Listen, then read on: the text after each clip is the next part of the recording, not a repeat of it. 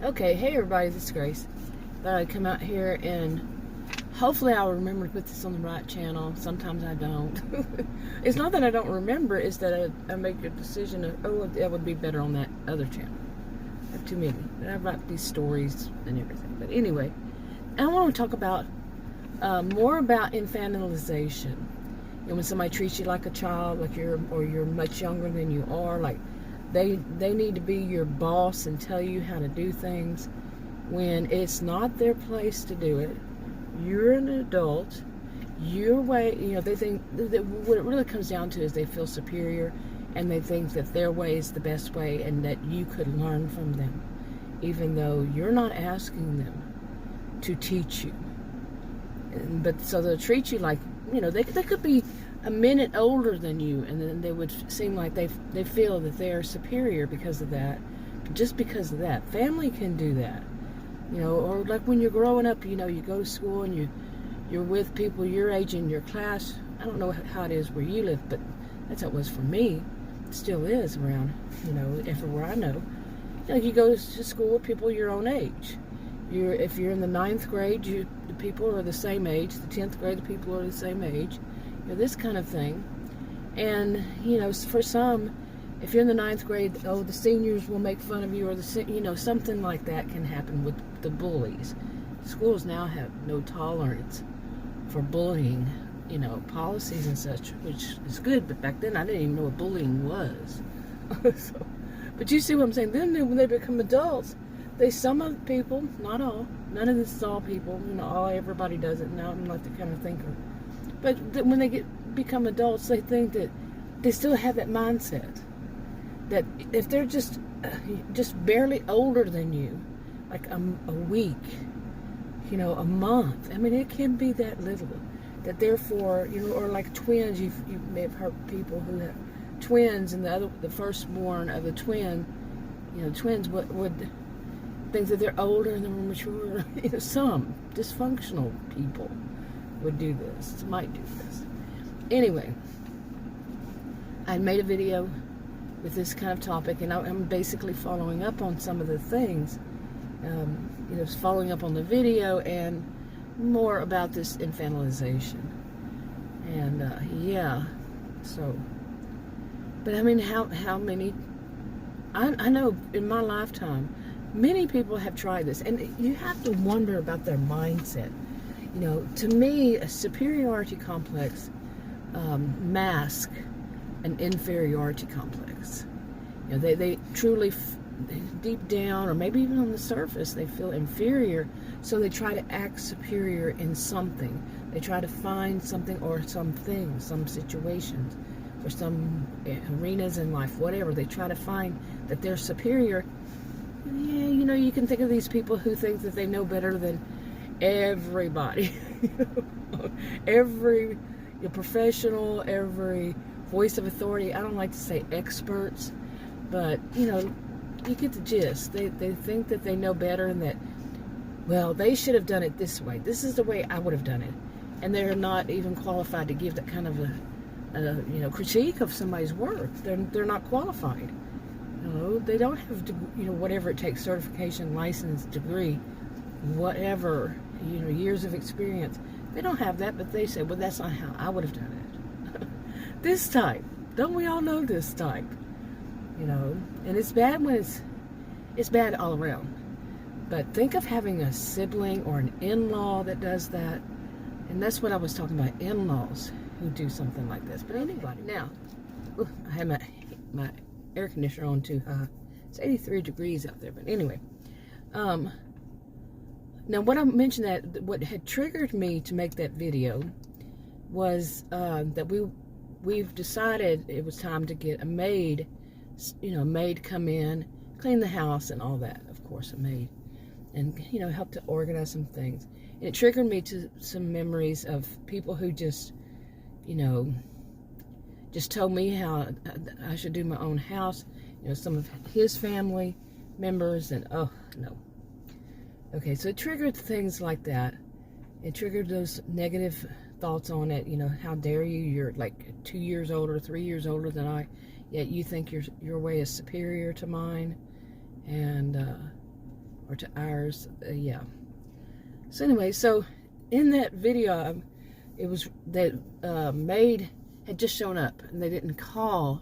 Well, she came to evaluate the house. Now there's a judgment. She's going to have to make a judgment of how much, how much she wants to charge, how long will it take her, and she made a decision that she would need to, as they generally do from what we're gathering, is that they have to have 2 people the first time, and then after that it's just a 1. We've been through this. It's not our first rodeo. Okay, and so that's all fine and good. Now, but I wasn't here because of the dogs. They didn't call ahead of time. We were going to have the dogs in the backyard, but they didn't call, so I had it was a whole mess. Go watch the video. And I had to go and leave with the dogs. So I wasn't here to talk to them, to any of that. But Adam was. So anyway, one of the things that had happened, what he told me when I got back and they had left, he told me what she said, and they said she had a translator. He said he asked her how long she'd been in the country, and she said her whole life, but she doesn't speak English. And cool, that's not my business. And so she had a translator, which is a neighbor and her friend. So he told me what they said and everything, and let me see, I wrote some notes so I would remember. Well, one of the things that Adam said made me see, one of them had said, the neighbor, I said, well, it's a good thing that you're having your house clean since your wife works at home. And that would be me. And I don't share that kind of information with anybody at all. I'll say that I do, I'll say that I don't. I won't share, it's nobody's business. I just don't share that kind of information. And because when you've been around a lot of gossips, and that, I know what that means. I've been through it before, just trust me, I know what this means. And it was like, and he said, yeah, that was, I said, that's what it was. They were trying to find out. And, people being nosy so they could go around spreading gossip and talk to the other neighbors. And believe me, there's a whole 20-year history with this kind of stuff here. So 20 plus, or I don't remember how long it's been. Over 20 years. And so no, he didn't share. Well, I asked him later on, I said, you didn't tell them anything. And he just didn't answer. So yeah. But anyway, it followed somebody else I know I had to speak to over the phone. I haven't seen in years, but I had to speak to over the phone I had to. And that person was trying to get information out of me, that same kind of way, like a sneaky way. What do they think? Do they think we can't figure it out? And sometimes at the moment, it can be so shocking that somebody's, like they're trying to, like I said, in a very sneaky way, they want to, find out little bits about, your life or whatever. Say something, well, this one's fictional, but if they say, well, if you have your paycheck stub, you haven't said anything about a paycheck, that's, like I said, just made that up, so maybe that makes sense, I don't know. But, they try to find things by saying, like they've made an assumption, and then they try to get you to answer, to clarify yes or no, but they say it in a roundabout, sneaky way. Well, that had just happened to me. So, and then this person has done it too. So yeah, I'm not stupid. Why do people think you're stupid? Not you. I mean, that's just the easy way to say it. But why? Are we children? Infantilization, they try to treat you like a child. Okay, and just for the record, this is nothing new to me. None of this is anything new to me. I've been around people like this since I was born. Literally, since I was born. And all of this stuff, the people who try to infantilize you.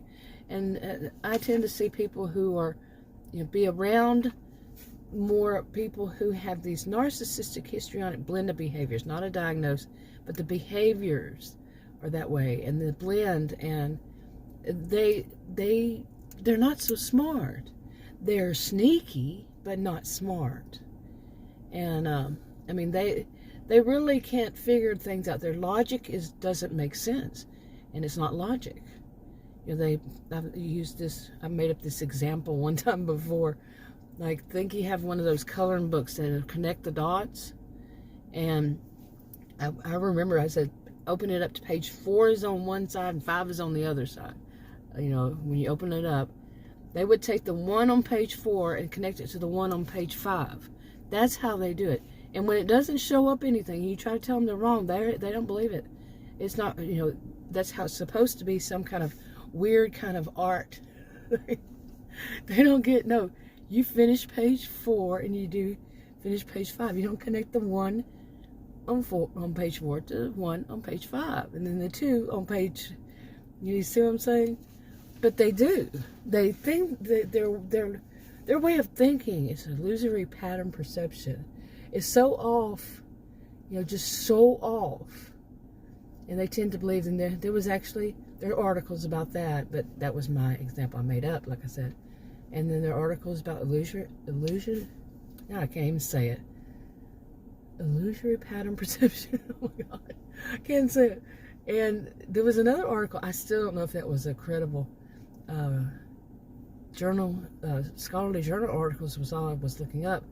But the title of it was actually pseudo-profound bullshit, about people who believe in that pseudo-profound bullshit. You know, somebody can just tell them anything and they believe it, you know. Well, these are the people, this type that I'm just talking about. That's what they are. They believe in BS. They're gossips. They're just not that smart, and they can't connect the dots right. And you know, they come up with things. They make up these things in their mind, not like my example. But they make up things in their mind on what's really going on in a situation, and then they make it up. But they only listen to what they want to hear to fit into their own narrative that they've already made up their mind on. You know, they make up their mind that this person is XYZ. You know, this type of person, XYZ. And they find anything that will, you know, confirmation of bias that will fit into that. But they won't believe anything if it's true. Something that discounts their view. No, they'll come up with some conspiracy theory or something like that. Anyway, God, I went way down the line on this one. Okay, so anyway, all this, what had happened triggered this kind of thing in me, because the whole situation, I'm serious, I feel like my head's just still shaking because of the way the dog went crazy, and one of the dogs, I had to go and take him, you know, drive away because he saw them. They couldn't even come into the house. He went crazy nuts. And I had 2 dogs. One is real, he doesn't care. But the other one, oh my goodness, he was so nuts. I had to drive off, went down to the park, and then I drove around because he kept seeing people at the park. Well, the park was empty, but somebody was walking around. 2 women with a stroller came around. And he just goes nuts, so I drove off from there. The park, like I said, the park was empty, so. And also somebody came out of their house and was doing something. So it's usually nothing out there, but anyway. So it was just such a, you know, like I said, my head's kind of still spinning spinning from everything, but, and then all those memories, all those that, you know, it triggered those situations where, you know, it's a how dare you, and like I said, it just happened to me the other day, and then now, you know, how dare you insinuate that you're smarter, that you know the best way, that you can be judgmental when, you know, a maid's going to be judgmental, like I said. As for that, but I mentioned in the other video way that made not to be judgmental. should not be. And I mean, we're going to be the ones evaluating her work, you see. But this was the one before this was judgmental about what I was doing. So, or not doing. Yeah, go watch that video. But anyway, if you want to. Anyway, but this one, when I did get in the house, it was filled with perfume. I have allergies. But Adam told me, he told her, you know, no strong chemicals. She said, that's fine. I work with people who, you know, have allergies, so chemical allergies. So, you know, because I have chemical allergies, and I can't handle strong smell. I had to air the house out, because I couldn't handle that perfume. It was everywhere. It was really, so I was looking at my notes. That's why I remember that. I haven't said all that. You know, yeah, some people will say, well, if you really, truly feel confident in yourself, and you know that it wouldn't bother you if, you know, some people have all kinds of attitudes, don't they? You know, it wouldn't bother you that people try to infantilize you because you know your own worth and all that. You know, when my degrees are in psychology and sociology, and I remember one of the first classes that was really an eye-opener was called the psychology of learning, something like that. But it was, and I remember when I was taking it, it was I was a career student, but it was what was it? Anyway, it's the third year. I don't remember what the numbers were. It was 3, you know, some were in the thousands, some were in the hundreds, but anyway, it doesn't matter, does it? But one of the things what I said, I remember saying is, this is how they train people to brainwash others. But it was really all about, yeah, in part, you could sum it all up that way, that they're teaching people, you know, by using examples mainly about animals, but you know, how to do that. And then there are some people who just do that, but that would not be for selfish reasons. It's not brainwashing either. It was, you know, but some people will use that for brainwashing people, and some people just do it like it's their knack, you know, for selfish reasons. But the way I was taught wasn't about selfish reasons. You get what I'm saying, right? Anyway, but yeah, you know, some of these things that people will do, you know, you can say you have all the confidence in the world, but say if you have a boss who's constantly infantilizing you, and it says, we are family here, you know, that is, to me, a red flag. I'm not telling anybody what to do. Read the disclaimers in the description box below this video on YouTube. Basically, these are my opinions, my views from my experience, blah, blah, blah, blah, on, and they could be wrong. Like I said, I am a social and behavioral scientist. But anyway, yeah, you know, the people who do this, they can be very persistent in trying to treat you like your child, trying to teach. And I think one of the things more on their mind is that they, I could be wrong, it could be different people, is that they're superior. They want to show that they are superior in anything they can think of. They want to show that. Now, if you're a person who's constantly having those darts thrown at you, you know, when does eventually too much is too much? And like I said, if you have a boss and you need your job, and, you know, that boss does it every chance possible, yeah. But anyway, I think I'm going to wrap this up. I've said enough today. I'm losing my voice as it is. I'll talk to you on another video. Bye.